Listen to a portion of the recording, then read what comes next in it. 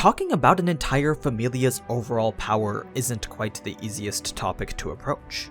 It's not just a numbers game like how it is with leveling and stats. The number of adventurers and the quality of their level is something that must always be considered when comparing different familias. But just because a familia has more adventurers doesn't necessarily mean that they're stronger than a familia that has less. I mean, at the end of the day, Otter will always be able to take on a massive familia like Apollo's or Soma's all by himself. So, to truly understand an entire familia's power, it's best to talk about the strength and skills of each individual adventurer. That way we can see exactly what benefits they bring to the table. So, let's do just that with every member of Hestia's familia. But first, this video is sponsored by Lord of Heroes, a free-to-play anime-styled action RPG with pretty beautiful aesthetic 3D graphics and animation. It's definitely one of those games that are just very appealing to look at, especially during these cinematic attacks that come with the strategic turn-based combat. I mean, there's almost 50 different unlockable knights that have their own weapons, abilities, and animations, making them all unique in the way that they can be used in battle. Plus, they're not even locked behind a gacha system. So that means you can experience this webtoon-like campaign of world conquest however you like. Not to mention that the game is constantly being updated with new characters and content, the latest of which brought with it the hard story Light and Darkness and the new arcanist character Sophie. There was also the addition of the multi-leveled obelisk dungeon and an updated alchemy system that makes building your characters a whole lot easier. It's definitely a lot of new content that makes now a great time to give Lord of Heroes a try. So if you're interested in checking it out for yourself, then be sure to use the link in the description to download the game for free today. Now, let's get back to the video. We already know how strong Bell is. That much I've covered at least twice already. But his power is an extreme exception that doesn't apply to anyone else in Arario. I mean, Bell by himself makes the Hestia Familia a significant powerhouse not to be reckoned with. As strong as he is though, that doesn't mean that everyone else doesn't bring their own benefits. Sure, most of them pretty much take on the role of support, but the fact remains that Bell wouldn't be where he is right now without their help. So let's take a look at each of the other members in the order they joined the Familia. And we'll do so by going through the 5 key trackable parameters that dictate their overall power. This is the information that's normally found on their status. It's their level, basic abilities, magic, skills, and development abilities, all of which go towards making every adventurer's kit unique. Now, we'll start with Lily since she was technically the first to adventure with Bell. Just like every other adventurer in Arario, the rate at which she progresses her level is only marginal compared to someone like Bell. But when compared to anyone else, they're actually a lot more normal. In any case, around the time that she first met Bell, her level 1 stats were about as minimal as they can be. This was all Lily had grown over the 15 years she'd spent supporting the Soma Familia. It was only after the whole invasion arc that we actually got to see her make some decent improvement. An upgrade of about 100 across all stats in the span of 3 months. This may seem very insignificant in comparison to Bell's increase of multiple levels within the same time frame, but considering that she's a supporter whose job rarely contributes directly to the battle, this actually isn't too bad of an improvement. To increase all basic abilities by an entire rank over the span of only 3 months, well, that's actually pretty good. Keep in mind though that because she is still level 1, it is a lot easier for her to improve all her abilities, at least compared to those who are a higher level. In any case, it makes sense that magic is one of her strong points considering how much we see her use it. I mean, its growth is directly related to the use of her magic Cinderella. As I'm sure you already know, this is her specialized transformation spell that allows her to shapeshift into anything that's around the same size of herself. So long as she imagines a clear image of what she wants to be, then the spell will work. That said, this magic isn't limited to only mimicking appearances. It also allows Lily to copy physical abilities. So if she decided to transform into a monster or specific type of beast human, then whatever physical advantages they possess, she would gain as well. This could be anything from additional limbs to a superior sense of smell or hearing. Of course, she may not be able to use those copied abilities to their full potential, but they do often provide some sort of benefit. Now, as for Lily's personal skills, the main one she possesses is called Artel Assist. If you've ever wondered how she's able to carry a backpack that's literally twice her size, then this is the skill that makes it possible. Artel Assist essentially works to make her stronger. It's a passive that will automatically activate if she's carrying a weight that exceeds a certain level. Once that happens, the skill will make her stronger by a percentage proportional to the weight that's being carried, thus allowing her to carry more items than she would normally be able to. Just so you understand it a little bit better, let's say the skill activates for any weight that's over 50 pounds. So if her backpack weighs 50 pounds and the bonus strength multiplier is 10%, then Artel Assist will help support 5 pounds of that weight. If her backpack is 100 pounds, then the amount of support will increase to 10 pounds of weight. That's pretty much the general idea of how this skill works. Although it has no use in combat, it is a rather crucial skill for supporting, and I'm sure the percentage in which it increases Lily's strength scales with the rank that it is. So the more she uses Artel Assist, the more it will help her in the future. Aside from that, Lily also developed the ability known as Abnormal Resistance. It's similar to immunity in the sense that it's a passive that negates the effects of debuffs like poison or confusion. Then for equipment, Lily mainly possesses support type gear. A Goliath robe for defense against both physical and magical attacks, a supporter glove that makes it easier to handle monster corpses, and a backpack that has a decent amount of capacity. The robe and backpack are pretty self-explanatory, but it's the glove that has a few special properties that are essential for supporters. It's designed to resist any poison or acid that might corrode the skin if Lily was to reach inside a monster's corpse. This is important because, unlike in the anime, a monster's dead body doesn't disappear until the magic stone is fully removed. This means that Lily has to dig through the bodies of every monster her party slays in order to get the drop items.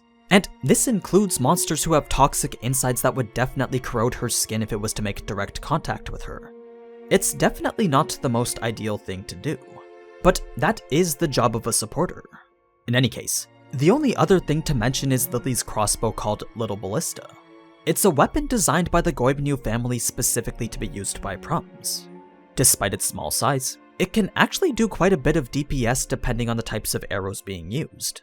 The only downside though is its limited range. So that's everything that goes into Lily's kit. Other than her crossbow, she really is only meant to be a supporter that gathers and supplies the inventory, at least for when she's in the dungeon. Her Cinderella comes in handy for more stealthy rogue-type missions. It's definitely her strongest asset for anything outside of combat. Now, moving on to Welf. He's pretty much the secondary DPS of the Hestia Familia. When he had first met Belle, his stats were actually relatively high for being a level 1. I mean, all his base stats except for magic were pretty well rounded. So when he survived the death march down to the 18th floor, that was the feat Welf needed in order to make it to level 2. Since then though, he's only been able to improve his stats ever so slightly. Even so, just the presence of another level 2 does make traversing the dungeon a lot more easy, especially since the level up also goes to improve the quality of his smithing. It's a talent that's directly linked to his development ability known as Blacksmith. What this does is it allows him to imbue his creations with certain special abilities, essentially making them more complex and powerful in the process. But that's not all there is to his smithing. Welf also possesses the inherent skill known as Crozzo blood, a skill that's unique to his lineage. This is the very thing that allows him to forge magic swords. Anyone who has Crozzo blood flowing through their veins will automatically be capable of creating magic swords regardless of their training. But that doesn't necessarily mean that they'll be good magic swords. A relatively high proficiency in smithing is still needed if the goal is to make a top quality magic sword. It's a distinction that is made very apparent during the conflict between Welf and his father. Unlike many of the other Crozzos, Welf's magic swords aren't nearly as fragile or weak. Not only do they possess a significantly greater level of power, but they can also be used multiple times over. On the other hand, Welf's father is only capable of forging magic swords that break after a single use. That's why Welf was such a valued blacksmith within the Crozzo family and Ares Familia. His magic swords were once the key weapons used to give Rakia a significant amount of power. Power that was then used to wipe out numerous elven forests during their conquest. Moving on to his magic, Welf can cast the spell known as Will of the Wisp, an anti-magic against fire that, if timed correctly, can also trigger the phenomenon known as Ignis Fatuus. This refers to when someone's magic becomes unstable.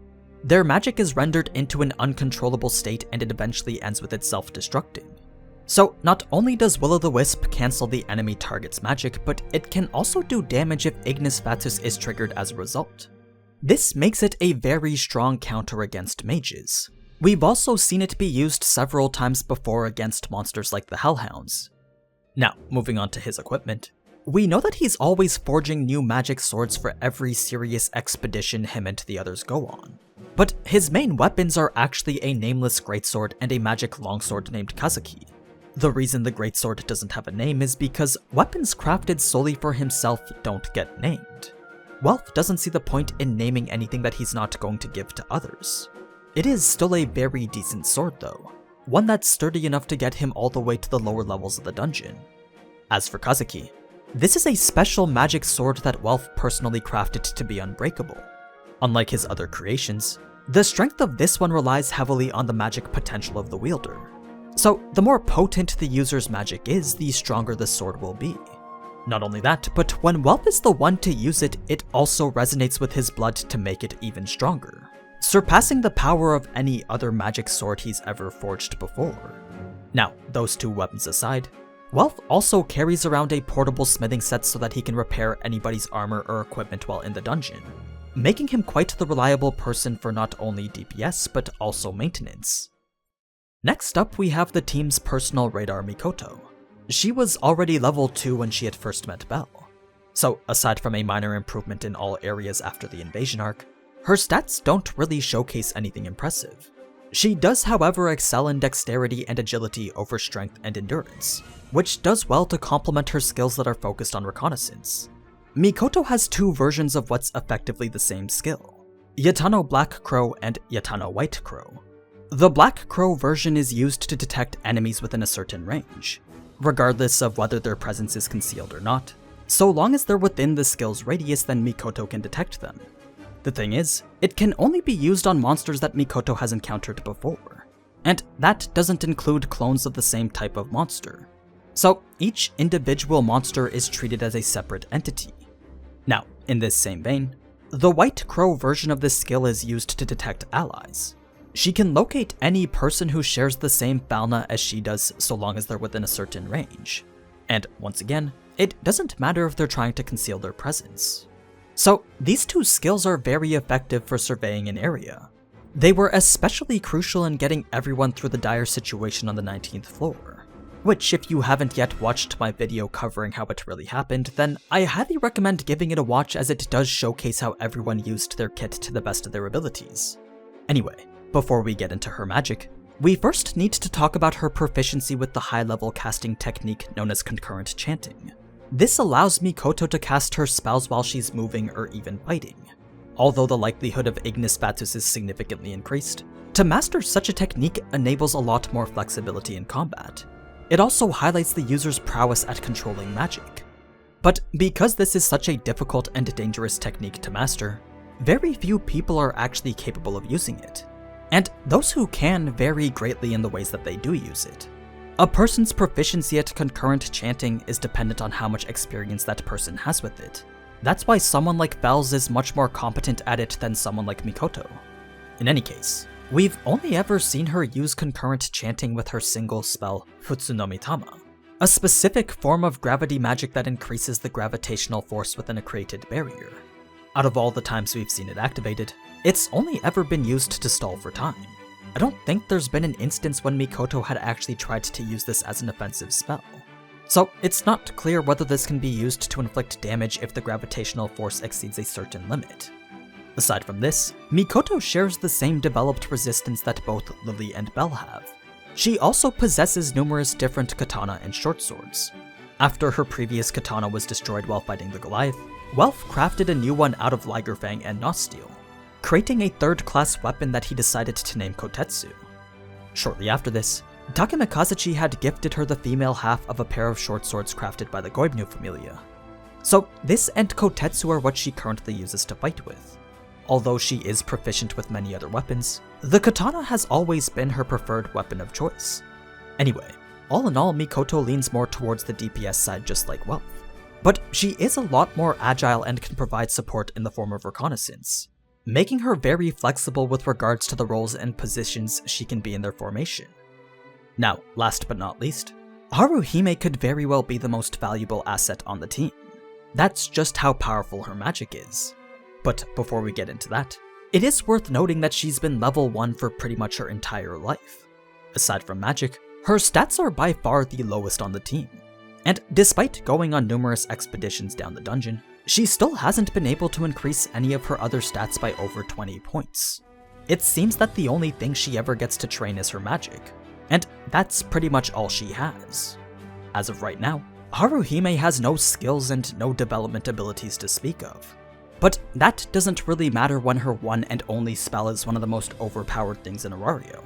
I mean, the ability to boost someone an entire level with Uchide no Kozuchi is definitely something any Familia would kill for, especially if you consider how it can be applied to adventurers who are already a high level. Consider for a second the amount of time it takes to get from level 6 to 7. This could be anywhere from years to even decades, but with Haruhime's magic, any adventurer can completely bypass that grind and upgrade a level for up to 15 minutes at a time. Sure, that may not seem like a period long enough to do anything meaningful, but Haruhime can just cast it again after about 10 minutes given that she has enough mana, which is exactly what they did to make Welf a consistent level 3 as they descended to the 20th floor. That said, there are a few limitations to this spell though. One is that it can only be cast on a single person, and that person can never be herself. Second is that the person who gains the boost only gains half the Excelia that they normally would. This is likely to prevent the boosted adventurer from attempting to game the system by using their extra power to farm higher level monsters. In any case, it's a very straightforward spell whose potency depends solely on Haruhime. So long as she remains focused while casting, then the spell will stay active for the entire 15 minutes. It does, however, leave her very vulnerable. That's why most of the time the Hestia Familia's formation centers around Haruhime. She and Lily are usually in the middle while everyone else watches their front and back. That's every member of the Hestia Familia. With the way their team is built, they actually complement each other very well, making them a familia that's particularly strong at going on expeditions. They may not yet be a top familia like Loki or Freya, but they definitely have the groundwork to become one. I mean, there's 2 adventurers that possess 2 of the rarest skills in Arario, plus a blacksmith who can craft one-of-a-kind magic swords. Like, Welf's creations alone are powerful enough to wipe out entire nations. Combine that with a level 6 or 7 bell that's boosted by Haruhime, and you have an adventurer that can probably take on the entire Loki familia. Of course, that last bit is me just speculating, but I think it's definitely possible if everyone used what they had in their kit to their full potential. I'm sure a lot of you have a different opinion as well, so be sure to let me know what you guys think down in the comments below. Now, before I go, thanks again to Lord of Heroes for sponsoring this video. It's sponsors like them that have been a huge help in supporting the channel. So be sure to use the link in the description to give this new free-to-play anime RPG a try. But anyway, as always, thank you so much for watching, and if you enjoyed this type of anime content, then you already know what to do. So, until next time, ciao!